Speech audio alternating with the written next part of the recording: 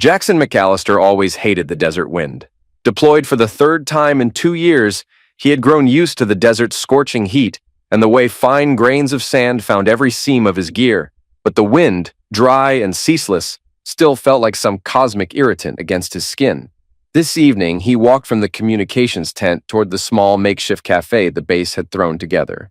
As he stepped inside, the overhead light glared off the metal tables, reminding him of how far he was from the comfortable living room in which he'd once reclined on his favorite couch back home.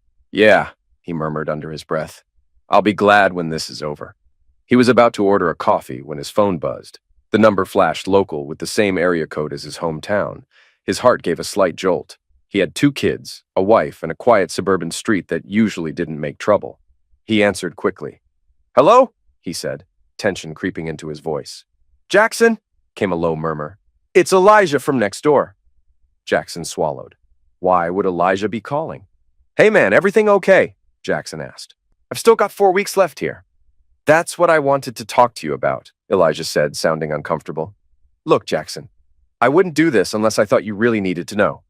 But your wife, Tamara, she's having people over."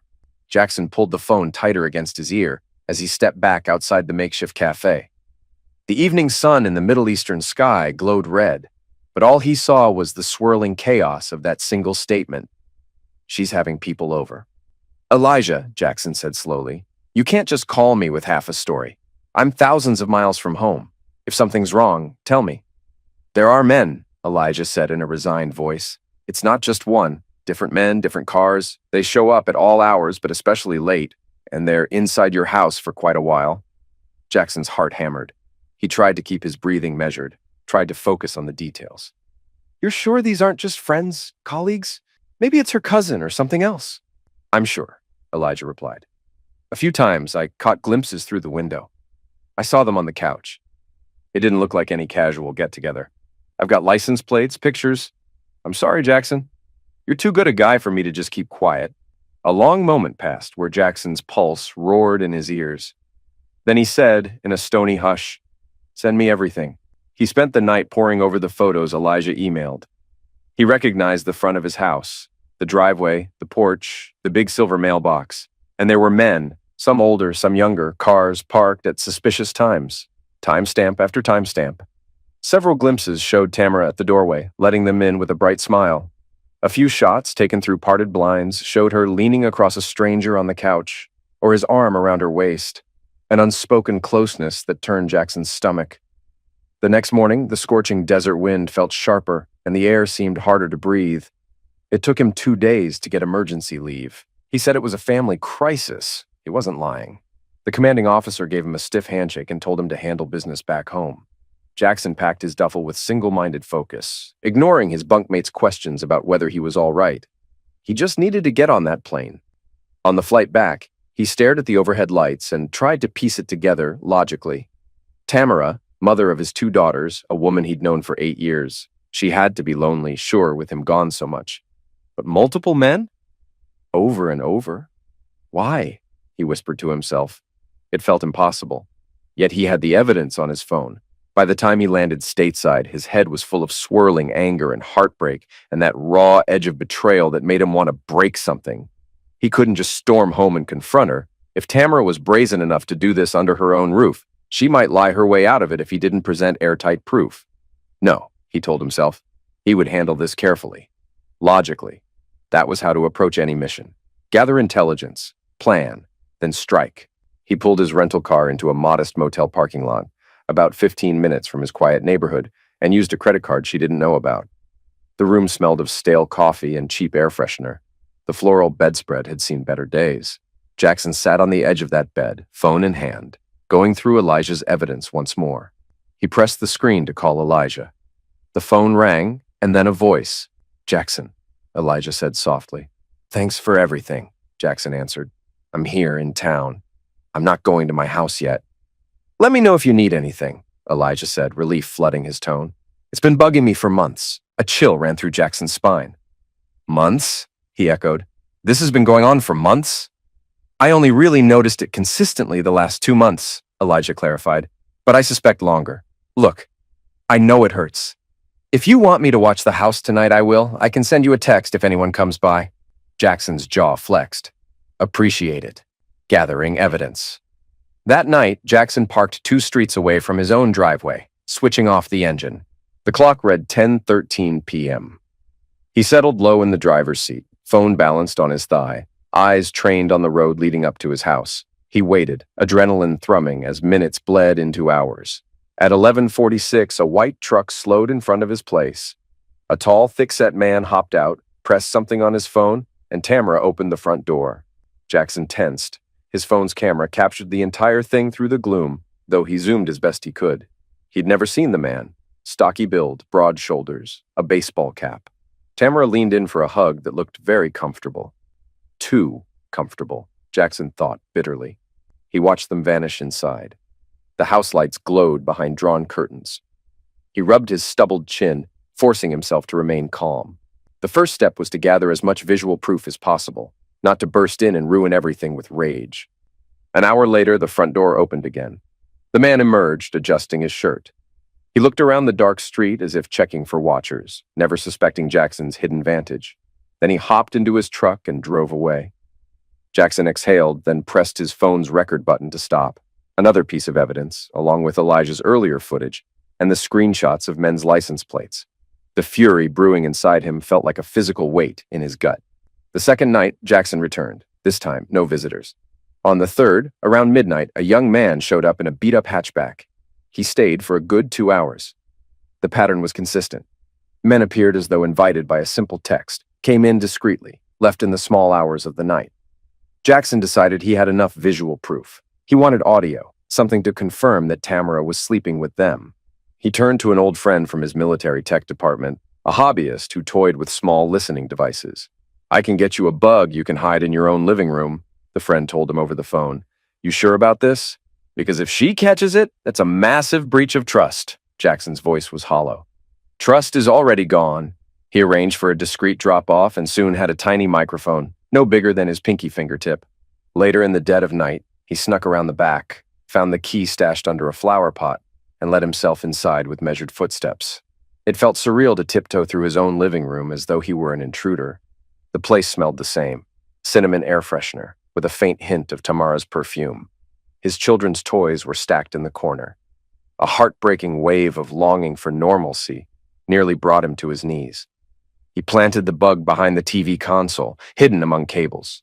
Before leaving, he slid open a closet door and looked at Tamara's coat, the one he'd bought her for Christmas 2 years ago. Then he noticed a large men's jacket that definitely wasn't his size. He swallowed a tremor of fury, forced himself back into stealth mode, and left. He spent the next morning at a diner, phone in hand, listening live to the bug's audio feed. For hours, the house was silent. Then around noon, he heard Tamara's voice. "Oh, come on in," she said brightly. "You want something to drink?" A man's muffled voice responded, something about being fine with water. Jackson's heart pounded. He turned the volume up, ignoring the half-eaten scrambled eggs on his plate. They made small talk about her week. Then the conversation turned flirtatious. The microphone, though tiny, picked up enough. "You're looking incredible," the man said. "You sure your husband's away?" Tamara let out a short laugh. "Believe me, he's not coming back anytime soon. Not that he'd care if he did. Always gone, always busy. And I get lonely, you know?" Jackson's grip on his phone tightened until the corners dug into his palm. He felt each word like a scalpel scraping away any lingering illusions. A few minutes later, the sound of kissing, shuffling, Tamara's giggle, the man's breathing intensifying. Jackson forced himself to keep listening, jaw clenched, then footsteps, likely toward the couch. Soft moans he recognized all too vividly. He pressed stop on the recording app. His stomach twisted in knots. He'd heard enough. It was more proof than any court would need. 2 days later, Jackson walked into the glass front office of Harding and Lowe Attorneys. A young receptionist recognized his name and escorted him to an office lined with thick legal tomes. A bespectacled lawyer named Simone Harding rose to greet him. "Captain McAllister," she said, shaking his hand. "Please have a seat. I'm told this is a delicate family matter." Jackson swallowed. That's one way to put it. He opened the folder in his lap, pulling out printouts of screenshots, license plates, pictures of Tamara hugging other men, timestamps. He had an external drive with audio files, too. Simone's brows rose as she flipped through them. It's quite a bit of evidence, she commented gently. I want to file for divorce with minimal financial damage, Jackson said curtly. I also want custody of my daughters. I can't just let them stay with a mother who thinks it's okay to bring random men home. She's reckless, or worse. Simone took a slow breath. You have a strong case. In many states, adultery can be a factor in divorce settlements, particularly in awarding or denying alimony. If you have proof— I have it, he interrupted. Recordings, photos— She glanced at him. All right, but let me warn you, don't confront her physically. Don't do anything rash that might undermine your position. Keep your cool, gather more evidence if necessary, and we'll proceed. I'll draw up the papers. When you serve her, it's going to be explosive, especially if she doesn't see it coming. Jackson closed his eyes briefly. The image of Tamara's betrayal was burned in his mind. She won't see it coming, he said quietly. Then we'll be prepared, Simone said. I also recommend you start protecting your bank accounts. Sometimes, when an unfaithful spouse realizes the jig is up, they try to drain accounts or hide assets. Jackson gave a nod, already feeling that iron resolve come over him. Understood. Preparing for the showdown. Over the next week, he kept up his quiet surveillance from the motel. He recorded each new man's arrival and departure, accumulating an unassailable wall of proof. He also visited the bank, separating most of his money into a new account under just his name.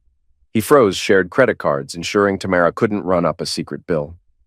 Late one evening, Elijah texted him, Hey man, that big black SUV is back again. Jackson's entire body clenched. The black SUV had shown up a few times, with tinted windows. Its driver was a slick-looking guy in designer clothes.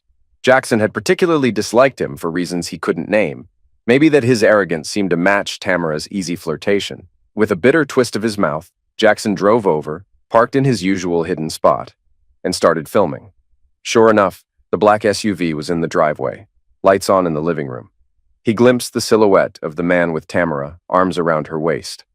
In that moment, Jackson realized he no longer felt heartbreak, only a burning need to finalize this. She had turned their home into some casual flophouse for men, and she was doing it while he was out risking his life for the family. Enough was enough. After the man left, Jackson made calls to finalize everything. He arranged an official date to serve the divorce papers, had them in his glove box, ready to be delivered, and started planning exactly how to confront Tamara. Part of him, though, wanted a measure of not just justice, but an unfiltered vengeance. He daydreamed about a scenario that put her lover on his knees, made him face the consequences. But the lawyer's cautionary words echoed in the back of his mind. Don't do anything rash. Yet that night, the anger wouldn't let him sleep. The next morning, a Saturday, Jackson finally decided to go home in broad daylight. He unlocked the front door, letting the soft smell of home wash over him. It felt both familiar and alien. The living room was tidy, perhaps unnaturally so, like Tamara had tried to wipe away any evidence from the previous night. He found her in the kitchen, hair tied back, making pancakes. For a surreal moment, he recalled the sweet weekends they used to share, when he'd be home from deployment, eager to see her and the girls. She whirled around at the sound of the door. Her eyes widened, spatula frozen in her hand. Jackson? She said in disbelief. You're back? I thought you weren't home for another 3 weeks. He dropped his duffel bag by the entry. Plans changed. She set the spatula down, face flickering with a complicated blend of guilt and confusion. You look exhausted. When did you— How? He steeled himself against the wave of emotions. Got back a week ago, actually, he said. I was staying at a motel. Her brows furrowed. A motel? Why on earth? He stared at her until she began to fidget, as if sensing some deep threat. Because I've been watching, he said softly. Watching what? She asked, voice warbling. Everything. He placed his phone on the counter. A still image showed the front door camera Elijah had captured. Her eyes flicked to it and she paled. You've been spying on me? She whispered, cheeks going ashen. He reached inside his jacket, pulled out the stack of photos. Tell me I'm wrong, he said, tossing them across the counter. There were photos of different men stepping onto the porch, one shot showing her hugging that stocky stranger near the living room window. Tamara's mouth hung open, face twisted in panic. That's not— How could you— Jackson, let me explain, she gasped. Explain how you've turned our house into some random hooking spot, he snapped. Explain how you couldn't wait for me to come home? Or even talk to me about being lonely or frustrated, so you decided to bring all these men in? Tamara's eyes filled with tears. It's not that simple. You're never around. I've been alone for so long and we barely talk anymore. You come home for a few weeks and then you're gone again. You act like the kids and I are some side gig in your life. Jackson's anger spiked. I do that to keep a roof over our heads, to pay for everything you and the girls need. You think I want to be deployed all the time? That I enjoy risking my life in a desert? I do it because it's my job and it keeps us secure. She folded her arms defensively. Well, I needed actual companionship, Jackson. He bit back a surge of raw fury. So you found it with multiple men, he said, voice shaking. You had them in my bed, on my couch, for months. How many, Tamara? She glared at him through tears. What difference does it make? You've clearly decided I'm some monster. You want a confession? Fine. It was more than one. Yes, I thought it was harmless. Then it kept going. I got in over my head. But your constant absence, it's your fault too. He let out a harsh laugh. I was absent because of my duty, not because I wanted to run around with strangers. Her face crumpled. I never planned for it to be so many, she said quietly. But I was resentful and lonely. One affair turned into two, and I guess I just stopped caring. Jackson's rage turned cold. Well, I care, and now you'll face the consequences. He pulled the divorce papers from his bag and dropped them on the counter. Sign these when you're ready, he said. I want the house. I want custody of the kids. I'm not giving you a penny more than you deserve. And from where I stand, you deserve nothing. She stared at the official documents as though they were a live grenade. You can't just steal my kids away, she cried. He shook his head. I'm not stealing them. I'm protecting them. If you bring random men in while they're upstairs, that's irresponsible, and I can prove it in court. Tamara burst into tears, sinking against the counter. Jackson, please, we can talk about this. You don't have to blow everything up, he swallowed. A part of him recognized the heartbreak in her, that she might be genuinely remorseful in this moment, but the avalanche was already rolling. I tried to talk with you for years, he said. You made your choices. He left her crying in the kitchen, stepping out to the porch to breathe in the fresh midday air. The weight on his chest was suffocating. In the days that followed, the tension in the house was unbearable. They had two daughters, Vanessa, 9, and Tori, 6, who were staying with Tamara's mother for a short while so the parents could sort things out. That left Jackson and Tamara alone under the same roof. She tried to talk to him repeatedly, tried to reason with him, but he retreated to the guest bedroom, ignoring her attempts. He was too angry, too hurt. Then, one afternoon, a day before Tamara's mother was supposed to bring the girls home, Jackson noticed a strange car rolling up out front. Peering through the living room curtains, he recognized that black SUV. A tall man stepped out, looking determined. Tamara rushed out the door to meet him on the porch. Jackson pressed his ear to the window, hearing raised voices. What are you doing here? Tamara hissed. We need to talk, the man said. You told me your husband was overseas for weeks. Now I hear he's back, messing up everything. And what about you and me? She let out a harsh whisper. There is no you and me. Everything's falling apart now, thanks to how sloppy you were the other night. You took calls in my kitchen like you owned the place. The man scoffed. Oh, so it's my fault? Maybe if you'd told me the truth about him coming back, I wouldn't have walked into a trap. Where is he, anyway? Jackson felt his temper flare. He's talking about me like I'm some inconvenience. He slipped out the side door, circling around to the front porch. They were so engrossed in arguing, they didn't see him until he was halfway up the path. Looking for me? Jackson called, voice echoing across the small lawn. The man whirled, blinking in surprise. Tamara, eyes huge, took a step back. Jackson's gut coiled as he recognized the man's confident sneer. This was someone who clearly had no shame in stepping into another man's marriage. You must be Jackson, the man said coolly. You got a name? Jackson asked, fists curling at his sides. Call me Carlos, the man replied. Look, I didn't come here to fight. Oh? Jackson shot back. You came here to see my wife again? Carlos set his jaw. I just need clarity. Tamara, you said you'd handle this. Now he's messing with everything. Tamara let out an anguished groan. Carlos, please, leave. This is not the time or place. But Jackson had heard enough. Something in him snapped. You want clarity? I'll give you clarity, he growled. You invaded my home, took advantage of a lonely woman, and now you're acting like you're the victim. Get off my property. Carlos's eyes flickered. She invited me, man. It's not my fault your marriage was on the rocks. Tamara reached for Jackson's arm. Don't. Please don't do anything crazy. Jackson turned to her, voice shaking with rage. Crazy? How about letting this jerk swagger through my house while I'm risking my life overseas? That's crazy. He shoved Carlos hard in the chest. The man stumbled back off the porch steps, nearly losing his balance. Get out of here before I really lose my temper, Jackson warned. Carlos's face twisted in anger, but he saw the fury in Jackson's eyes. You're not worth it, he muttered, rubbing his chest where Jackson's palm had struck him. Tamara, you've got my number if you ever want to talk. She glared. Just go! He climbed into his SUV, slamming the door, and reversed out in a squeal of tires. Tamara burst into tears, covering her face.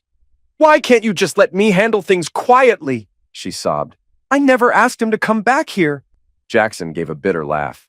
You should have thought about that before inviting him in the first place. She dropped onto the porch bench, tears streaming. I messed up. I'm sorry, all right? I never wanted it to go this far. He stepped away, voice husky with betrayal. Well, it did. That evening, Jackson sat in the dark living room staring at the array of evidence he'd compiled. Photos, recordings, the divorce papers yet unsigned. The ache in his chest told him he wasn't satisfied with just a legal outcome. The sense of betrayal demanded more. He opened a drawer in the side table. Inside was a small black lockbox containing his personal sidearm, a .357 revolver. He'd never used it stateside except for practice at the range. He lifted it, feeling the weight in his palm. This is dangerous, he whispered, but maybe it's exactly what they deserve. His mind flitted to the image of Carlos sneering in his face, or those other men, casually walking in as though it were their house. The fury welled up anew. The lawyer's warning chimed in his mind. Don't do anything that might cost you custody. He closed his eyes. Maybe he could orchestrate a confrontation that exposed the truth, once and for all, something no judge could ignore. A sting, perhaps. He knew enough about infiltration and subterfuge from the army. If Tamara insisted on continuing these affairs, or if any of these men came back, he'd catch them in the act. This time face to face, with the camera rolling. He pictured pinning them to the ground on the front porch, forcing them to confess the affair with Tamara in front of the world, or at least in front of someone who mattered. The voice in his head asked, Is that what you want? To humiliate them? He stared at the gun. Maybe so. He was done being the naive, blindsided husband. A week later, Tamara had effectively moved to her mother's with the kids. They rarely spoke except for short, tense updates about custody discussions. The house was mostly empty. Jackson, still living there, found it easier on his raw nerves not to see her daily. Part of him felt relief. He didn't want to watch her mope or plead forgiveness. Late one afternoon, while clearing old files from the home office, he discovered a note scrawled in Tamara's handwriting. A date, a time, and an address. Beneath, she'd scribbled the name John. Curiosity flared. Was this another rendezvous? He pocketed the paper, a surge of adrenaline dancing along his veins. If she was hooking up again, maybe he could use that. He texted Elijah for some background help, but Elijah just said, Haven't seen her around. She left with suitcases. Jackson decided to investigate himself. He drove out to the address on the note that Friday night. It was a small bar on the outskirts of the city, half-empty parking lot. From the driver's seat, he watched Tamara step out of a friend's car, glancing around. A tall man, brown hair wearing a casual button-down, approached. They talked briefly. She looked hesitant, but then they both headed into the bar side by side. Jackson followed them in quietly. The place smelled of spilled beer and old leather. Neon lights buzzed overhead. Tamara and the man, presumably John, took a booth in the corner. Jackson perched at the bar, half hiding under a baseball cap. He sipped a soda, straining to listen. They seemed to have an intense discussion. John reached out, took her hand. She looked distressed. He couldn't catch all the words, but gleaned that Tamara was venting about her crazy husband who found out everything, and that she was stuck dealing with the fallout. John's eyebrows rose. He tried to comfort her, stroking her hand. Jackson's stomach twisted. She's still seeking emotional or physical comfort in random men. He felt a renewed wave of fury, but also a sense of clarity. Tamara was who she was, and no last-minute apologies would fix it. After an hour, they left. He didn't see them exchange more than an awkward hug in the parking lot. Perhaps they parted ways. Perhaps not. Jackson considered confronting them right there, but decided against it. This time, he'd keep his powder dry. Late the next night, Jackson received a text from an unknown number. "Jackson, your wife's at the house. She brought some guy. Thought you should know." He jolted upright, suspicion flaring. Was it a neighbor or one of Elijah's acquaintances? It didn't matter. If Tamara had come back to his home with another man, it was the perfect chance to strike. He drove like a man possessed, the .357 tucked under his seat. The entire time, an internal voice warred inside him. "Don't do this. You'll jeopardize everything." But another part replied, "They've taken everything from you already." When he pulled up, the street was dark. The same black SUV sat in his driveway. Carlos again. Jackson felt a savage grin tug at his lips. Perfect. He took out his phone, pressed record, then opened the glove compartment to reveal a small handheld camera as well. "Let's see how tough he is when the husband's right here," he muttered. He stepped out of the car. The front door was slightly ajar, probably not locked. He nudged it open and heard muffled voices from the upstairs bedroom, his bedroom. A wave of revulsion slammed him. Without a second thought, he climbed the stairs. The voices grew clearer. "You sure you want to do this?" Carlos asked. "I thought you said you were done." Tamara sighed. Everything's unraveling, but I needed to feel something good again. I can't talk to my husband. He's like a stranger." Jackson's hand tightened on the banister. He waited just outside the bedroom door, heart pounding. Then he shoved it open, camera in one hand, the other near his revolver. Tamara let out a shriek, scrambling off the bed. Carlos cursed, grabbing for his shirt. Jackson stood there, phone lens aimed at them. "Smile," he said quietly. "You're on camera." "Jackson!" Tamara shrieked. "What are you doing? Stop filming!" Carlos swung his legs off the bed, face contorting. "You psycho! Get out of here!" "You get out!" Jackson snarled, brandishing the camera. "I have had it with you creeps walking into my house like it's a hotel. Let's have you say hello to your family or your wife if you have one." He tapped the screen, flipping the camera to show Carlos's face clearly. "Tell them who you are and why you're here." Carlos lunged forward as if to slap the camera away. Jackson stepped back and drew the revolver, the weight solid in his hand. "Touch me and I swear I'll make you regret it." Tamara gasped, pressing herself to the wall, eyes locked on the gun. "Jackson, put that down!" Carlos lifted his hands in surrender, an edge of fear in his eyes. "You're insane, man. You can't threaten me with a gun in your own house." "Watch me," Jackson said, voice low with fury. "Out of the bed. Both of you." He motioned with the barrel. Carlos, still shirtless, slid off the bed. Tamara trembled, hair tangled around her face. Jackson pointed to the hallway. "Move!" They stumbled down the stairs, Jackson trailing with the revolver. Adrenaline coursed through his veins, making him almost giddy. Outside on the porch, the security light clicked on, bathing them in harsh brightness. He pressed record on his phone again. "On your knees," Jackson commanded Carlos. Carlos glowered. "No way!" Jackson cocked the hammer on the revolver with a menacing click. "Do it!" Carlos slowly sank to his knees, arms raised. Tamara let out a ragged sob. "Jackson, please, you'll go to prison. Stop. Think about the kids."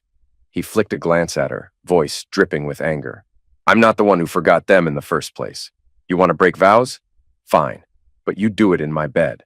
I'll show the entire world who you are." Then to Carlos. "Say your name.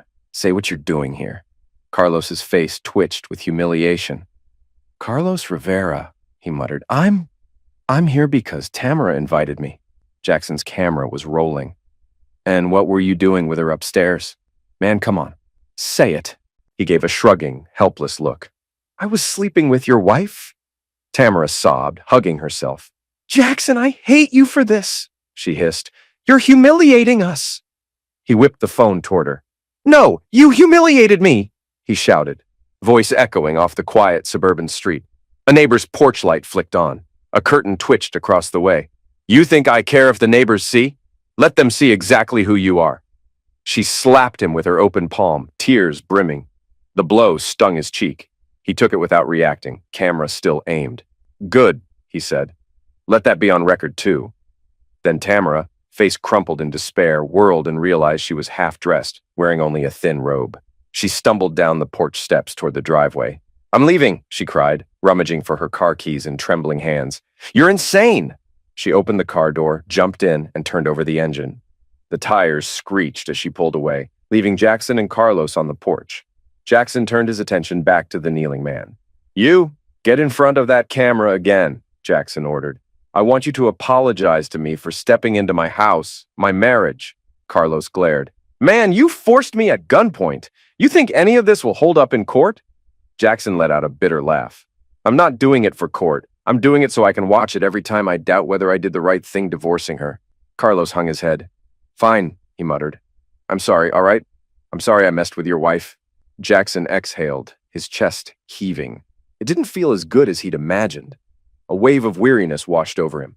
Get up, he commanded, stepping back. Get in your SUV and never come near us again. Carlos scrambled to his feet.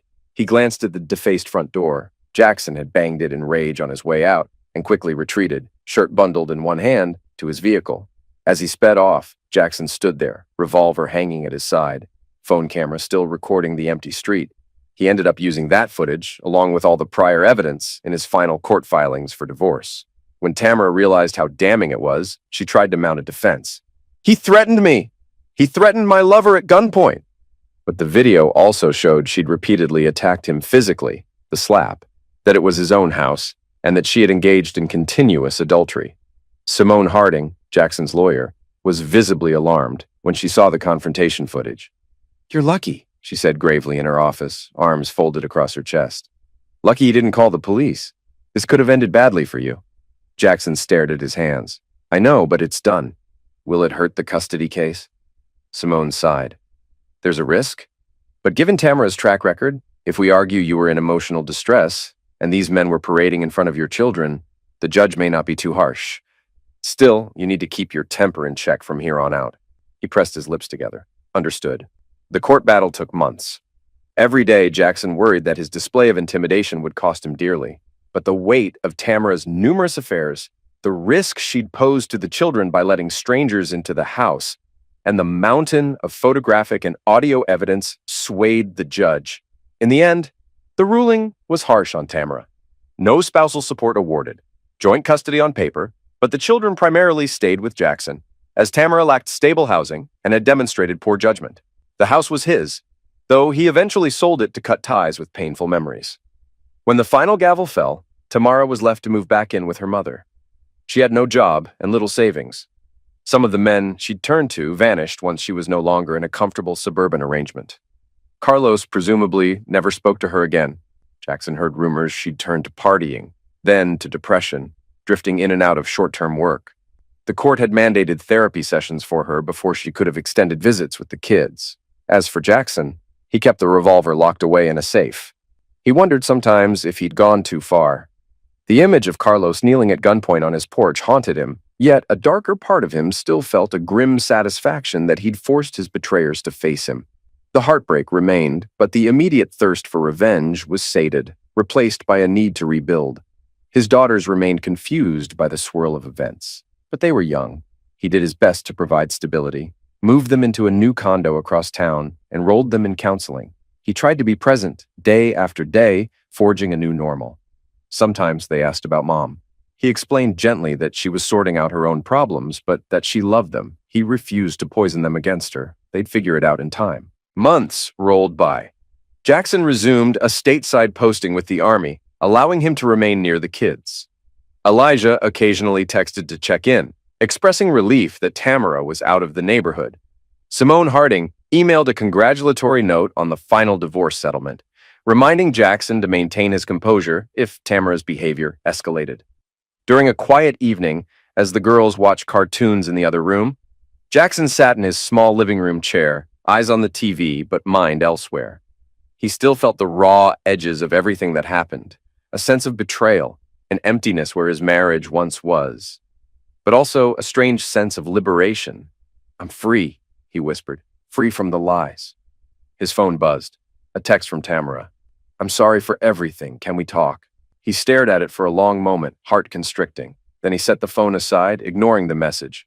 He had built a new boundary, and that boundary was staying intact. Later that night, after the kids were asleep, he scrolled through the old videos on his phone.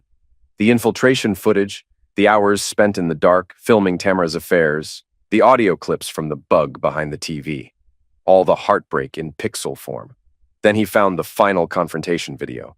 It showed him from a shaky vantage, He'd propped the phone for part of it, shouting at Carlos, brandishing the gun. He watched himself, eyes glowing with fury, saw Tamara in tears, her half-naked lover kneeling.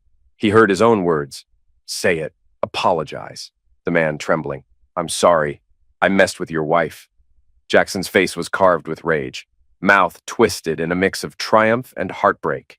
It made him shudder. He tapped delete, one file at a time, though he kept the original evidence in private storage just in case. Some memories needed to fade so he could move on. He walked outside onto the little balcony of his condo. The night sky was calm, dotted with stars, the air fresh with none of the desert dryness he'd endured for so long. He thought back to that scorching wind a world away, how it used to gnaw at him. The climate here was gentler, though he felt a swirl of sadness that such calm came at the cost of his marriage. A small voice behind him said, "Daddy?" He turned to see Vanessa, his 9-year-old, rubbing her eyes. "Why are you still awake, sweetheart?"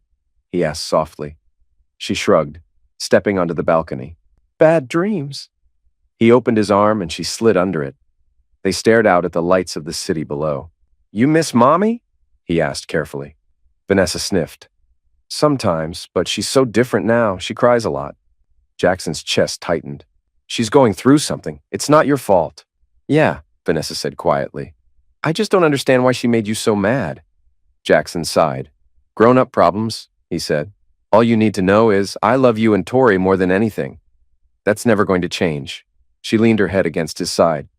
"I love you, Dad."